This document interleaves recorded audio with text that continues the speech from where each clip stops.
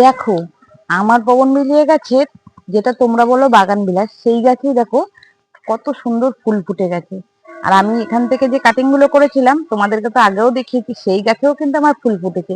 আর আমার কাছে দেখো কত রকম ভ্যারাইটিস আছে, তোমাদেরকে একটু একটু শেয়ার করে দিই।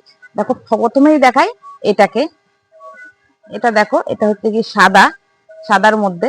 আর এটা দেখো, এটা একটু লম্বা হয়ে গেছে। এটাও হলুদ, দেখতেই পাচ্ছ তোমরা। আর এখানে আছে, এটা দেখো পুরো ডিপ পিঙ্ক একদম। তো এটার কালারটা খুব সুন্দর লাগে দেখতে।